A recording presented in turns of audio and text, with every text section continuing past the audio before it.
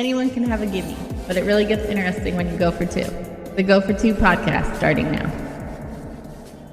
Welcome back to the Go for Two podcast. It is September 14th. We're in week 2 of the NFL and week 3 of the NCAA, depending on how you look at it. Because you got Iowa State, who only played one game. And now it's the game of the week with Iowa. Yeah. So we're in the midst of the games going on as we record this. But this is everybody's favorite couch quarterback, Dante, here with the stats guru once again. Yes, I am here again in Middletown, Delaware for episode number 7. You believe it's 7 already, Dante? 7, man. And it's just going to keep getting more frequent every week. I'm excited. Every 2 weeks we should expect one. And we got some exciting news, guys. Yes, we do. Go ahead, Dante. You can start it off. So, our guy Randy out at Maroon Hornet Comics in Oxford, Pennsylvania, has decided to bring the podcast to his neck of the woods. That's right. He has been in this comic shop in Oxford for 3 years, and his business is just getting busier and busier. So he is moving to a new location in October. He'll be at 19 South 3rd Street in Oxford, and he has invited us there for a live recording of our podcast. It's going to be exciting. This is the first time that I'm meeting Randy personally. We bought a bunch of comics from him. I'm a big comic book fan, as some people know personally. I tend to know my stuff a little bit. So actually, that day that we do the podcast, he's running an exciting event as well. Yeah, this is going to be on October 26th, folks. So we got a little bit of time. Yeah, October 26th. And then, from 11 a.m. to 5 p.m. If you're in the area or if you want to travel up to meet us or, more so show support to Randy in his shop. They actually do things the right way. He's having a comic book, a Halloween comic fest that day. So everybody that walks through the door gets a free comic while supplies last. Absolutely.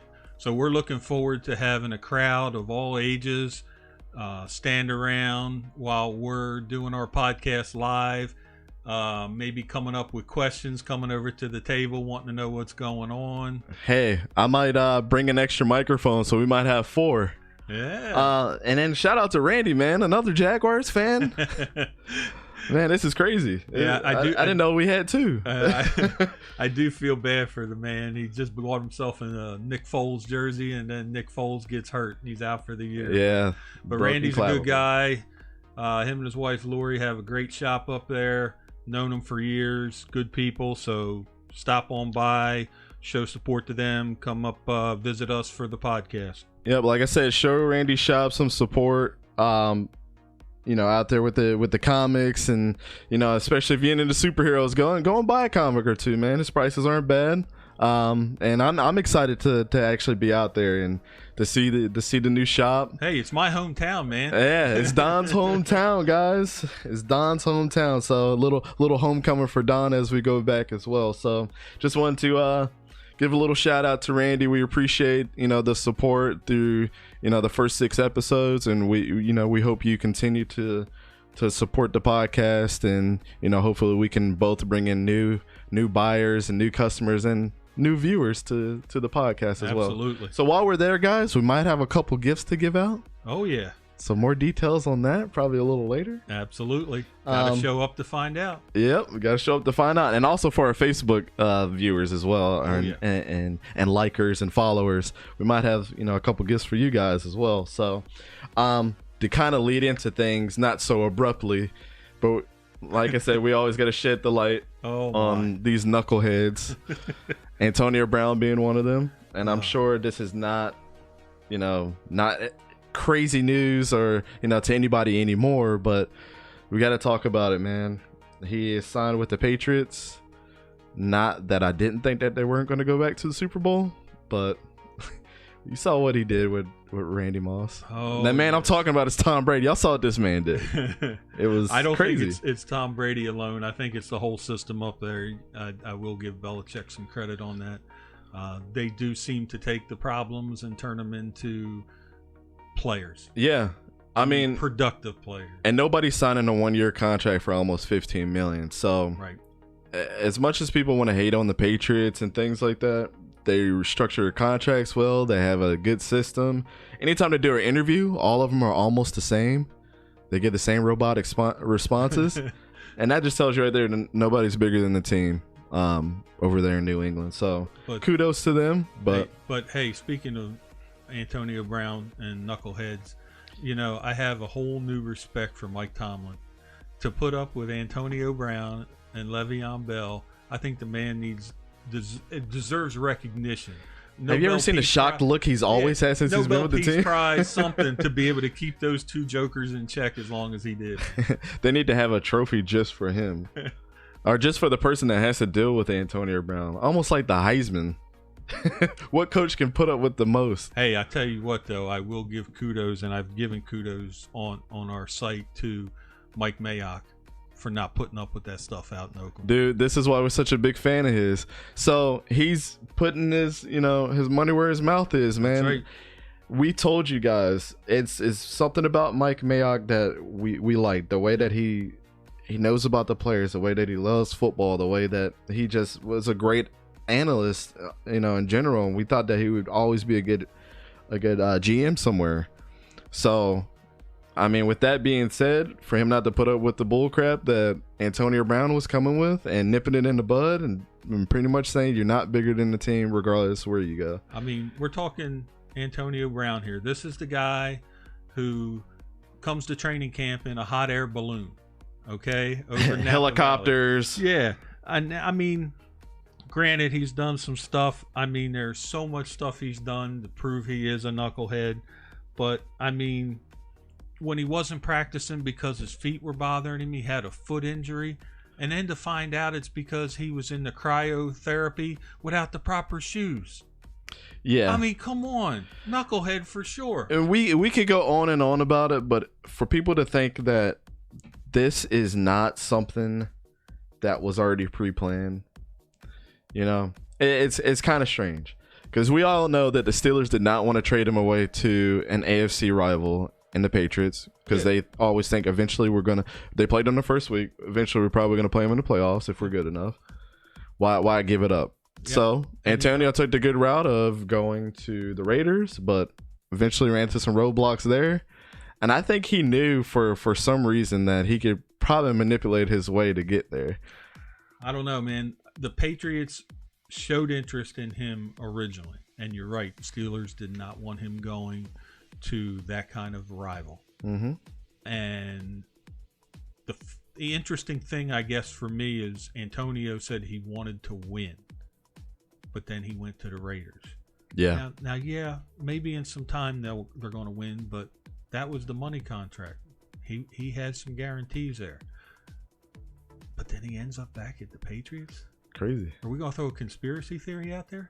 I don't think we need to get into this. We had to bring Joe Rogan in. Did Drew Rosenhaus cook this whole thing up? I think it'd be crazy not to think so. And if you think that was going on, you're not too far off. A lot of people were thinking that, and kudos to his agent, man. That dude's a wizard. That's all I can say. We're not gonna get too much into the sexual assault allegations. I have my opinion on it. That's just too much of a hot button, and we don't want to really give our opinions on that. Just think about this.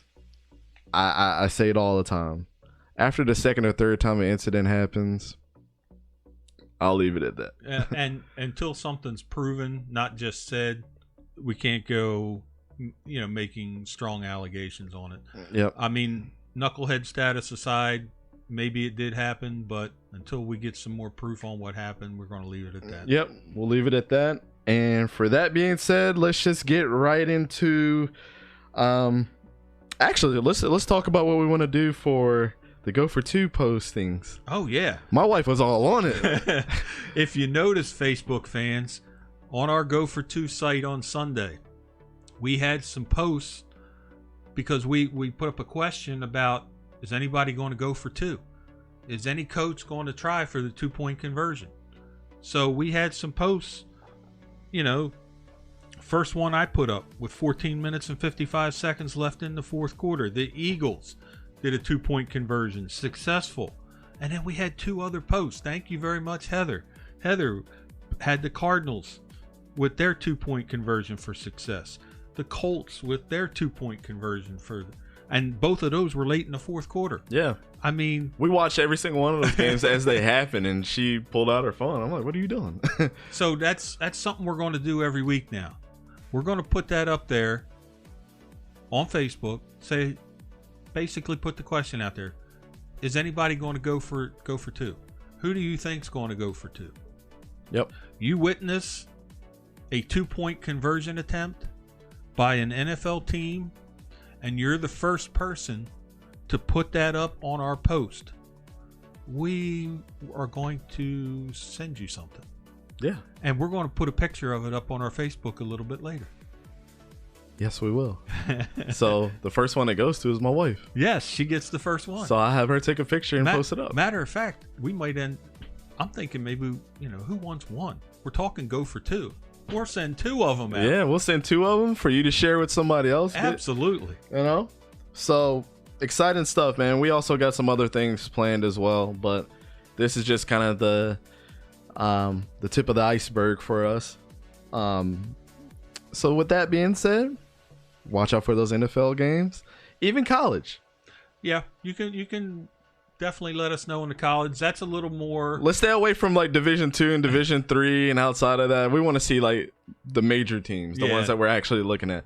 I'm not talking about Delaware State. Don't care.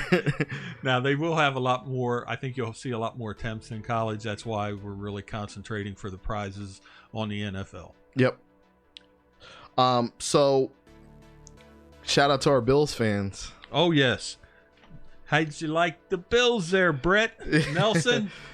How'd you guys like that, man? I said it last year. I think Josh Allen, he needs some help, but when he gets the help, he's going to be pretty good. This was kind of a measuring stick of how good Sam Darnold can be. I'm not calling cowherd whatsoever. I think that he hyped this guy up way too much. But with that being said, the Bills won their game. Sam Darnold and Le'Veon Bell are probably going to be out this week. Yeah. Well, Sam Darnold is out. Yeah, he's got. Did they already say Le'Veon's out too? Didn't seem like Le'Veon was going to play as of Friday. But yeah, Sam Darnold got a case of mono. He's going to be out for a few weeks. Yeah. But yeah, the Bills overcame a 16-point deficit to win that game. So, I mean, kudos to them. It was great to see. Yeah.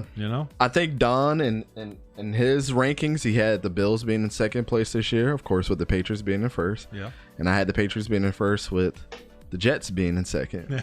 So it's kind of going to skew a little things there. But if anybody had to compete with the Patriots, now that we look at it with all the pieces put together, it probably was going to be the Jets. Because they didn't look bad. It was a close game. Yeah. But now it's like you're 4 to 5 weeks out. You're just going to let Tom Brady going to rack up the wins, and he's not going to lose less than 10 games a year. So, you already lost 1. You're probably going to lose the next 4, depending on what their schedule is going to look like. But yeah, shout out to our Bills fans, Brett and Nelson out there. You guys got a good win. And we hope that you guys can compete with the Patriots. I mean, it would be nice to have some competition for him. Yeah. In division. But like I said, I like Josh Allen. I hope he continues with success. You guys, I understand, are probably in like a rebuilding phase after letting LaShawn McCoy go too as well. So that was a pretty nice game to look out. Yep. Now going over to the other side of the country with the Seahawks and the Bengals playing, that was a very surprisingly close game right up to the wire. Andy Dalton had a game, didn't he? Didn't I tell you guys? Watch out for these Bengals this year. I think they're going to be knocking on the door. That was a very good game for Cincinnati. I wouldn't, other than the loss, I wouldn't take anything away from that team. Exactly. Because they're going to be knocking at the door in their division. I like what their coach was doing. Andy Darnold looked like he was back playing at TCU back in college. He looked good with the weapons that he had. What's his name? Josh. He has John Ross. John Ross. Yep. And Tyler Boyd. Yep. They both had pretty good days. And then all he's waiting is for AJ Green to get back. Yeah. And then I think they're gonna be a team to look out for, guys. Absolutely. And you know what you're going to get with the Seahawks. Seahawks look good as long as Russell Wilson's back there. So give that man his credit. Like him. I was a big Russell Wilson fan when he was in college after he beat us. I went to the NC State game, I think back in 2010 when he was still at NC State before he transferred out to Wisconsin the next year. But I didn't know who he was until he played us, and we ended up being up, and then he came back on us, and I'm like, who's this guy? Ever since then, I was a Russell Wilson fan. There you go. I'm going to let Don talk about the Will Lutz field goal, man. Oh, man. How crazy. That was a good game between the Saints and the Texans, but Will Lutz, man, ice in his veins. Yeah. 58-yard field goal as time expires to beat Houston. Didn't he miss a field goal that was 1 yard less than that before? Yeah. I think it was something like that. It was very close to that. And then he came back, and I think it was his career high. It was 58. That was great. Yeah. So that was a very good game. Saints look good, man. Saints look really good. And the Texans do not look bad. Not at all. I like to see close games because it tells me that both teams are doing what they can to edge out a win. And when it comes down to just a field goal, you can't take anything away from the Texans. They're probably going to win a division, like I said, with all the troubles that the Colts had. But the Colts did look good. Can't take anything away from them either. And then we would just want to go over some stats leaders. Those are kind of the games that we focused on, and we're impressed. Don's Eagles came back and won. Yeah. I enjoyed watching that game. That was pretty fun to see Deshaun Jackson back and having a great game. So, like I said, it's more so the fans with me than the actual team. The Eagles look good too, so it's not taking anything away from them. Like I said, I'll let Don go through the stats here. Some interesting things that came out of week 1. Yeah, we got some individual stat leaders here on the offense. Just so you know who's doing what, we'll try to update this each week for you. But at quarterback, most passing yards goes to Andy Dalton with 410 yards. Whoa, buddy. At running back, Marlon Mack, 174 yards. Yeah. How about that? Like I said. Was he on your fantasy team? Marlon Mack was not on my fantasy team. Not on mine either. I was thinking about drafting him because I've had him the last couple of years, like in and out. Well, good to see he's doing well. And then passing yards, Sammy Watkins. Sammy Watkins was a surprise. 198 yards. Boy's looking like he's back in Clemson. I know. Haven't seen that out of Watkins for a while. He's always had the sparks. Yes. Yeah, and he's fast and he has good hands. It's just, I think, if Tyreek Hill doesn't come back healthy, that's going to be the main target for. Oh, he will be the main target for Patrick Mahomes. But I think Don had somebody on his fantasy team that he was looking for too. I took a little reach on there because I expected the possibility of him developing this year. That Mecole Hardman, 4.33 speed. They got him in the return game right now. John now Ross, he's going to be the number 2 receiver now for the Chiefs. Yeah. And you put that 4.33 speed, Mahomes can launch the ball to him. Oh my goodness. I can just see a no-look Hail Mary coming from Patrick Mahomes sometime soon. And I think that was pretty much it, right? Yeah, well, for the individual. And then we had some team stats, offense and defense. I think you're going to like some of these. Total yards, Baltimore Ravens put up 643 yards. That's not a surprise. And that was on who? The Dolphins. The Dolphins. That's got to be a tough week 1, man. Yes, real tough. Passing yards goes to, unfortunately, the Dallas Cowboys, 405 yards, but Dak wants that contract. They did play the Giants, folks, so it's not one of your stellar top 10 teams. So I strictly think it was coaching in that game, though, because for Saquon to have 11 or 12 carries or whatever he had, that first drive he looked unstoppable, and I was like, man, we got a game on our shoulders. Me and my wife watched that whole game, and it was like, where's Saquon? Evan Ingram looked good. Mm-hmm. Sterling Shepard still has injury problems, but he's definitely the number 1 receiver for them. And get Eli out of there. I know that Daniel Jones has a problem holding on to the football, but that can be worked on. But the passes that he came out there and was slinging them, look good. Yeah, I think it's just a matter of a few more weeks, and I think you're going to see him in there. I predicted this. Yes, you did, man. You called that name before just about anybody across the nation did, as far as being picked in the first round. It's crazy, man. I saw him at Duke do the same thing. Yeah. Some people just have it. Team that led rushing yards week 1 was the Baltimore Ravens. Everybody got a piece of that. They brought people out of the crowd and put them in shoulder pads, and they was part of that. 265 yards. Yeah, if my knees weren't that bad, I could have gained yards against the Dolphins that day. On the defensive side, because we do got to give kudos to the defense, Baltimore had the fewest yards allowed of 200 yards. So they put up the most yards on offense and allowed the fewest on defense. You think Earl Thomas was giving a middle finger back to Seattle after that thrashing? Yeah. Sacks. The Saints had 6 sacks in that game against Houston. Your boy Cameron Jordan, man. There you go. Causing havoc. And then turnovers, there were 4 teams: Titans, Jets, Vikings, and Ravens, with 3 turnovers. Yeah, not bad. And I think all of those teams we were talking about, that their defense was going to be, pretty good.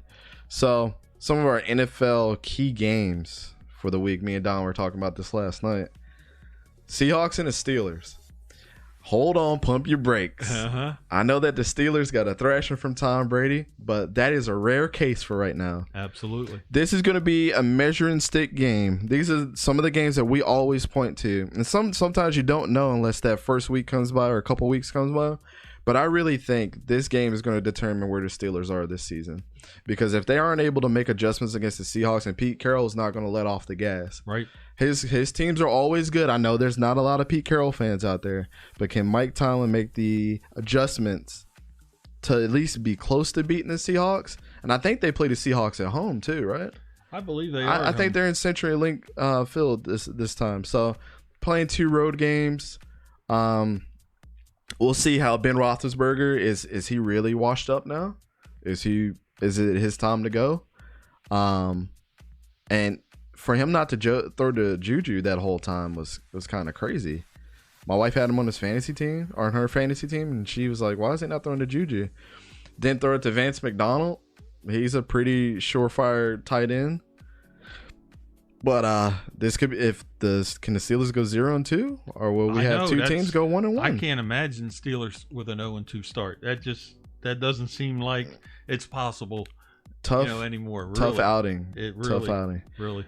The next game we got, kind of a NFC Championship matchup. Oh, the rematch. The rematch with the pass interference rule in there now, where they can challenge them. Yes. Saints and the Rams, guys. Oh, that's got to be a good one.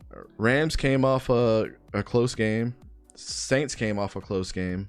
But I really do think that the Saints are better than the Rams. Yeah, both games were very solid for both teams, but I agree with you. I think the Saints are the better team right now. I think it's another close game. I think we're going to edge out. I say 24-17 on the Saints' favor. I guess the Rams have to figure out what they're doing in the rushing game.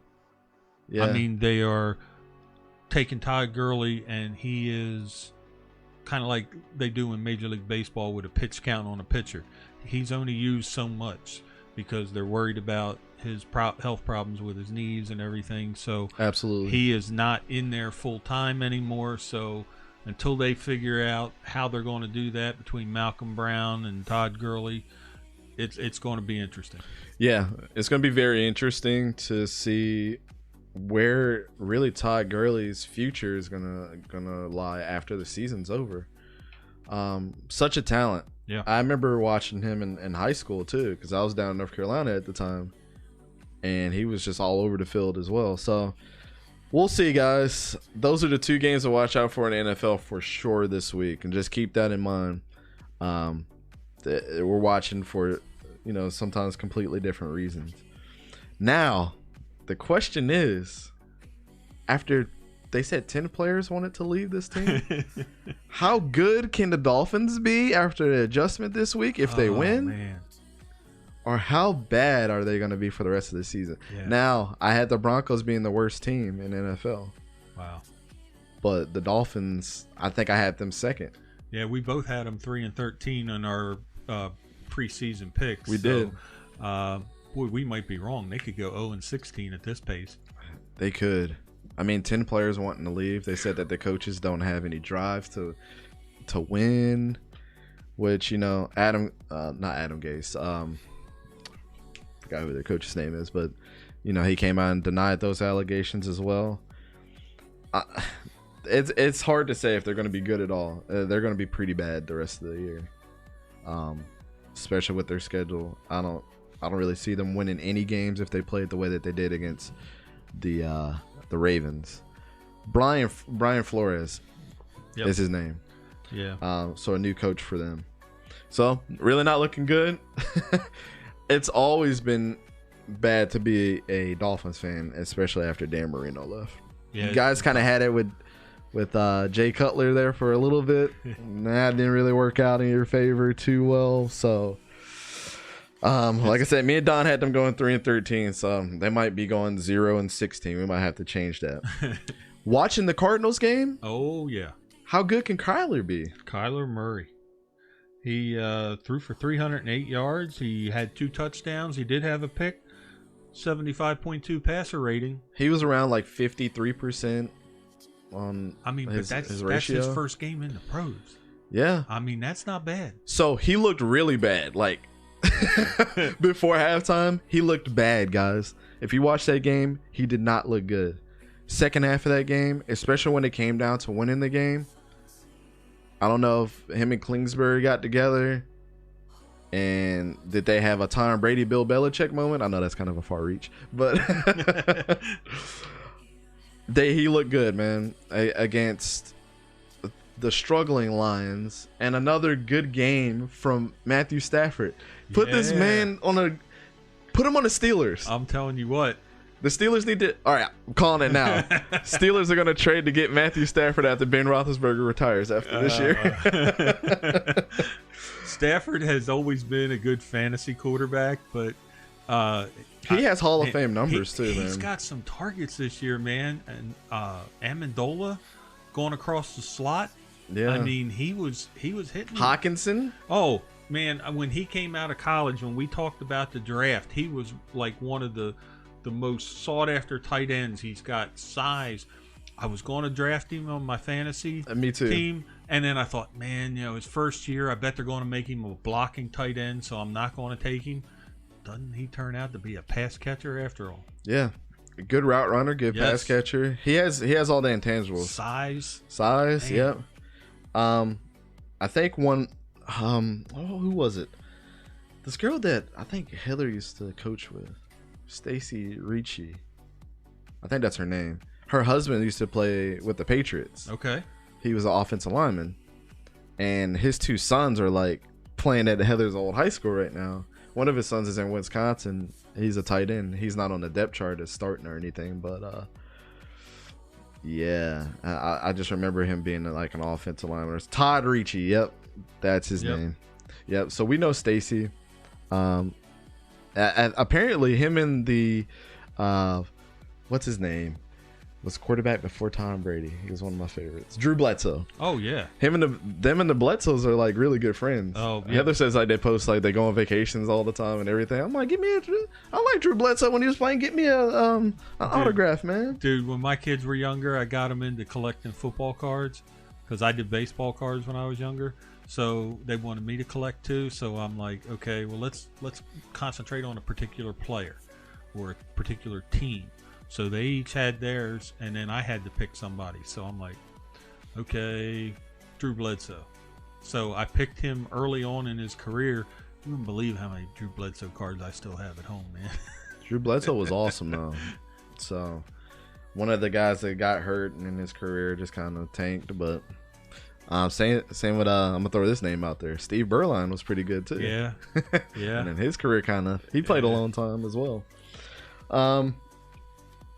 And I have 2 more things for the NFL, and then we'll go ahead and lead over to the NCAA. Just because there was a lot going on, but will Bruce Arians get this team turned around? Because on Thursday night, the Buccaneers looked like they had a little bit of the juice, man. Yes, they did. But then again, they are playing the Panthers, which Ron Rivera, always up and down. Cam Newton, you know what you're going to get with him. But I mean, Bruce Arians is a quarterback whisperer sometime too. He can make some crappy quarterbacks look, revive some careers. And I think that's pretty much what they want him to do is sell the ship down there. No pun intended. No pun intended. With the Bucks. That's pretty good. But I like Bruce Arians. How good do you think they will be, Don? Because it's hard to tell with them, man. Yeah, I think it's going to be an up and down year with them, to be honest with you. The first week, they didn't have much of a rushing attack going on, but yet week 2, they're rushing the ball. Yeah. Winston, it just depends, man. If he can get this guy in the right mindset and the right attitude, yeah, it's possible. But I wouldn't put a lot on them. I think they're going to be okay at times, real good at other times, and then Dolphin-like at times, Yeah. Really. I mean, Jameis was 16 for 25, 208 yards. Didn't throw a pick, which is unusual. He threw 1 touchdown. Chris Godwin is helping him out, another speedy wide receiver. Yeah. So with him and Mike Evans, I think Godwin put up good numbers this past week. Yeah, Peyton Barber too is the running. They got a good little running back. They didn't use him much week 1. And yeah, he had 23 for 82 yards. Yeah, 1 touchdown. He had a good week this week. Yeah, so we'll see. They're 1-1. Panthers are 0-2. Ooh. But at least they got to win. Yeah, I couldn't help it. I sent you that picture of Cam Newton at the press conference after the game, looking like a church lady grandma. I thought he was gonna go out to the fields and like pick up some strawberries and put them in a basket or something. That was quite an outfit. So I know Don's gonna hate this next one, but the last thing to kind of close out the NFL segment for this week. How about them Cowboys? They look good. They look good. They put up some yards. I realized they put up 405 passing yards, but the Giants, of course, the worst ranked passing defense after week 1. So yeah, I said before, coaching was a big deal in that game. But Dak played lights out. Nonetheless, he wants that contract. He had a solid game. So I think if he gets through this week and has another solid game, Randall Cobb looked good. Everybody on, Jason Witten had a couple catches. The standing ovation for him. Oh, a little funny story about that. When my wife saw, I don't mean to laugh. When she saw this, I just had to laugh to myself. So, she knows about football, but things like the Walter Payton Man of the Year award and things like that. She saw Jason Witten's jersey and she's like, is everybody wearing that little superhero character as a patch on their jersey? I said, that's Walter Payton with his jacket on. Yeah, that's all right. So I just had to giggle at that. It was pretty funny. It's a good question. It really was. Yeah, but I told her, I was like, only certain players have it. That's why you see Eli have it and Jason Witten. Well, it shows she's paying attention. Yeah, she's paying attention. Now she knows what that is. So over to NCAA. Oh. We got the games going on right now. It was a close game with Maryland. After they've been blowing people out, and we'll get to them a little later, but how good is Clemson's running back? This is what I wanted to talk about. Last week, actually the first week that they played Georgia Tech, he looked lights out. I mean, the guy was almost averaging like 10 yards a rush. He had like 205 yards, 3 touchdowns. Yeah, he was on fire week 1. Oh, breaking news. Oh, my God. Before we get into Clemson's quarterback, the streak has been broken. Yeah, Maryland might drop out of the top 25. They lost to Temple 20-17. So that train has stopped officially because they were looking pretty good. Yeah. So back to the running back. Oh, yeah. I don't know how you pronounce his last name, but Travis Etienne, I believe is how you pronounce it. He's got some interesting stats. So when I looked at the game with Georgia Tech, I told my wife after that second touchdown, after his 90-yarder, where he walked in and it was like a goal line touchdown, he pretty much walked in. I'm like, this is Ezekiel Elliott 2.0. This offensive line is amazing. I said he's going to get exposed if they play a good defense. Jimbo Fisher came in with that defensive line and those linebackers he's got. I'm going to let Don go ahead and just drop the stats from the 2 games on him. No, it's just what amazed me is where he ended up. He ended up at number 7 in the Heisman watch. That's what I was excited about. So how did he get there if it's his, I mean, he is really giving the impression that he is a quality rusher. He's not a bad rusher. He's a good player. But I think you're right. It's the offensive line. Yeah. So this is how passionate I am about this running back. I'm going to give the stats. Yeah, go ahead. I'm going to be the stats guru for a second. So Georgia Tech, 12 attempts, 205 yards, and 3 touchdowns. This dude was averaging 17.1 yards a carry. Yep. His longest run was 90 yards. He gets to Texas A&M, who are ranked number 12, by the way, led by Jimbo Fisher. 16 rushes for 53 yards. That's 3.3 yards a carry. Yep. His 10. Now this is the stat that speaks out to me. 0 touchdowns. His longest run for the day was 10 yards. Tell me that it's not his offensive line that was helping him out. Yeah. He does not deserve to be number 7 on the Heisman list. No, I don't. He think so. had a spark of life against Georgia Tech, then played an actual SEC team that had a good defense, and didn't do that well. That's right. By college football standards. Right. These are NFL numbers that might look good, but for college, to be a powerhouse team. And then that game was, it was 24-10? Yeah, I believe 24-10. 24-10. So not a high scoring game against Texas A&M. They tried to hold their own, but, you know, Trevor Lawrence is a little bit too much for anybody to handle. He didn't look that good against Georgia Tech, but he came back and bounced back with the talent. So we talked about Maryland a little bit. Yeah. Man, I tell you, I was out last weekend, and I was actually watching the UFC fight. It was at Buffalo Wild Wings, and the Maryland game was on, and I am watching them just take it to Syracuse, and I'm like, holy cow. Look Syracuse at this was Maryland ranked team. before that. And yeah, Syracuse was ranked. I'm like, you got to be kidding me. And we were talking about Syracuse and how good they could have been, but maybe this is going to fuel the fire for them. So I'd be scared because Dino Babers, their coach, he gets fired up, man. So who is Syracuse playing today? Do we know? Do we have an idea?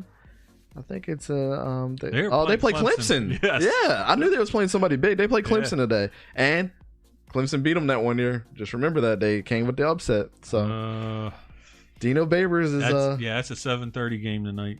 Yep. Well, Florida State plays at that time against Virginia. I'm expecting to lose. Talking about Florida State, Willie Taggart needs to be fired. Oh no.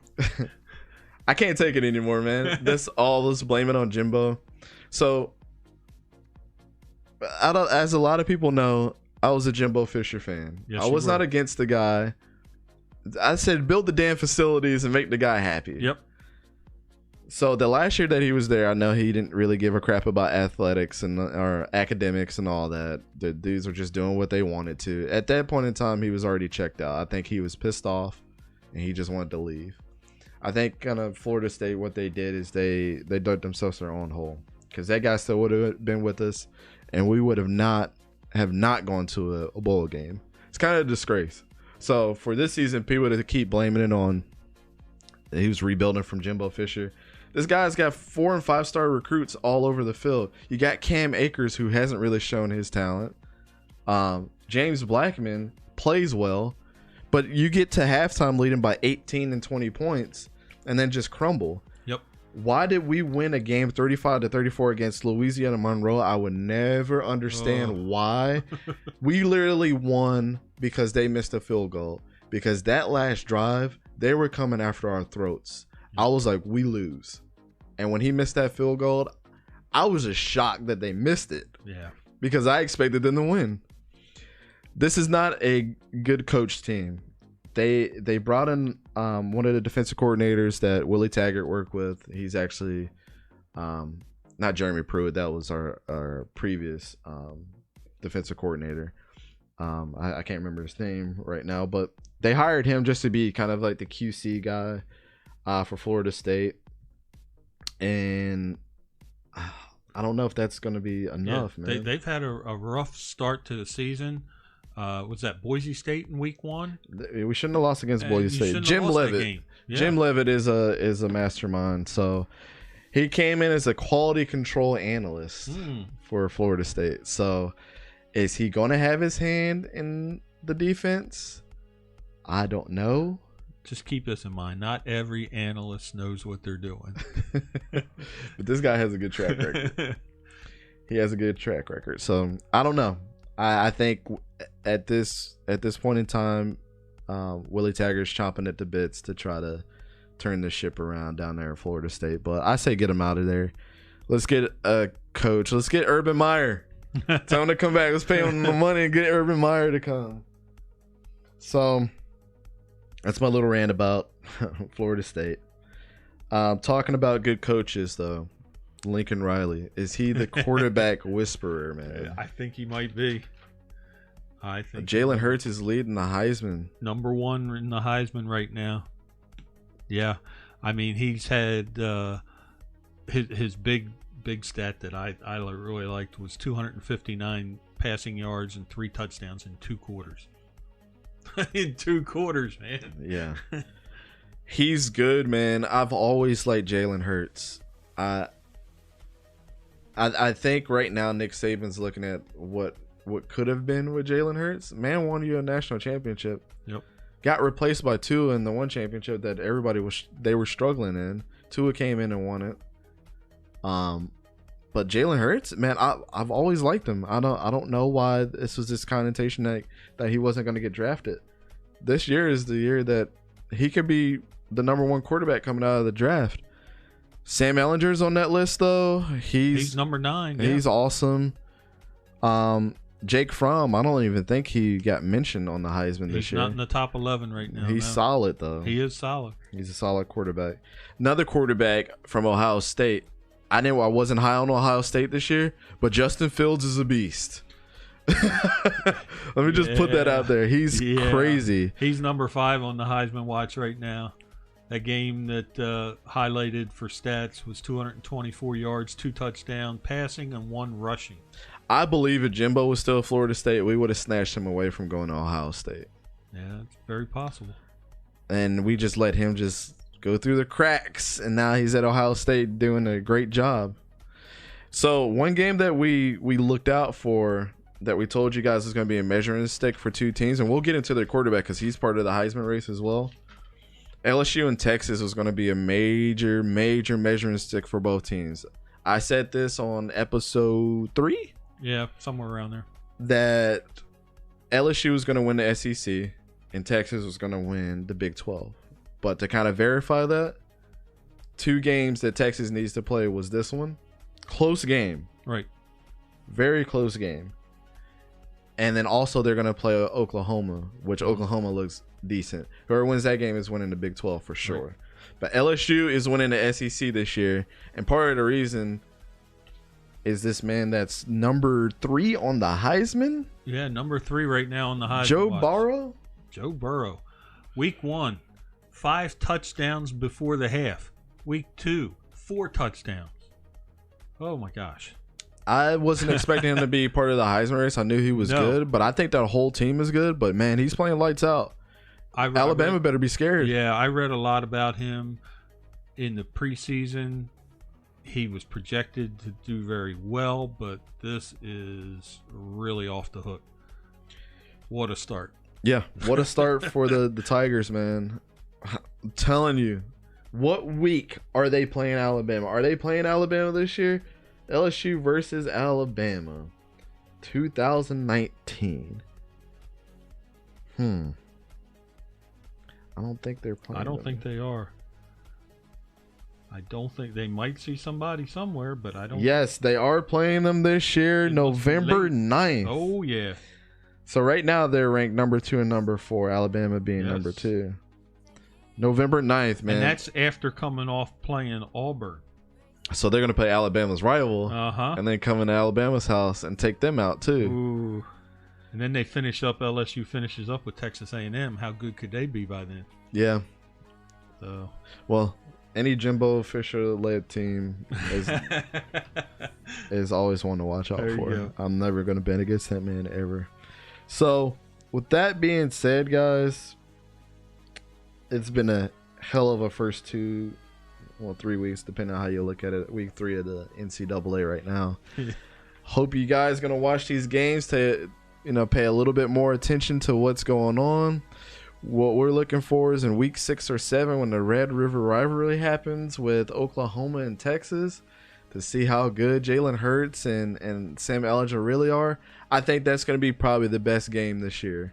Yeah. I don't think Alabama versus LSU is going to be a great game. I think LSU is going to come in and beat them pretty handedly, at least by 15 points. That's my prediction. Okay. I think they're going to walk away. And they're going to be playing in Tuscaloosa too. So, so they're coming to Bear Bryant Stadium. We did put up on Facebook for our games of the week. For the college games today, we did have that matchup with Arizona State and Michigan State. Mm-hmm. That could be an interesting game. Like I said before, I think Arizona State is going to be. They're not going to win the Pac-12, but they'll be number 2. Yeah. They're looking pretty good as a start. Michigan State's defense looks really good. They're always good, man. They look really good this year. And then we put up a Kentucky-Florida game, and we got the googly eyes on that one. Is there a possible upset there? Kentucky upset people last year. Yeah. Can they continue it? I'm not a Gators fan. I know you're not. I thought you'd like that one. Yeah, so... Speaking about just going back to Michigan State's defense, yes. Mark D'Antonio, he is a mastermind when it comes to defense. Can we get Mark D'Antonio to Florida State as a defensive coordinator? I'm rallying for Mark D'Antonio to come to Florida State and just be our defensive coordinator. But with that being said, guys, games of the week to look out for: Arizona State, Michigan State, Kentucky at Florida, and Seahawks, Steelers, Saints, Rams. We hope you guys enjoyed episode number 7 of this podcast, or this week's podcast. In 2 more weeks, expect us for week 4 of the NFL and week 5 of the NCAA. And then 2 weeks after that. Yeah, keep an eye out on the Facebook for our prizes that we're going to give away for the Go for 2 stats. During the game, you see a Go for 2, post on our Facebook the details of the Go for 2 and the pros, and we will get you these prizes. Yeah, and before we go, just to make sure that everybody's listening out there, I think what I'm going to do is end this segment with a question. Okay. So, and that's how I was going to refer to one of the segments that we had previous in the show.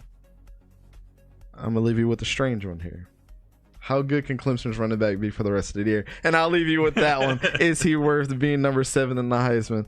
Post your comments on Facebook and let me know your predictions. I would like to see somebody predict his stats for the end of the year. There you see go. How close we can be. Maybe me and Don might chirp in with our stats as well. Andre, if you're listening, get that on there, man. Yep, get that on there. And we'll leave you out with that one. This has been the Go for 2 podcast. We'll see you next time. Always go for 2. Always go for 2. Never a gimme, guys. See you later. Thank you for listening to this week's episode of the Go for 2 podcast. Please follow us on Instagram and Facebook at the Go for 2 podcast. Also, if you liked what you heard and don't want to miss an episode, please follow us on iTunes.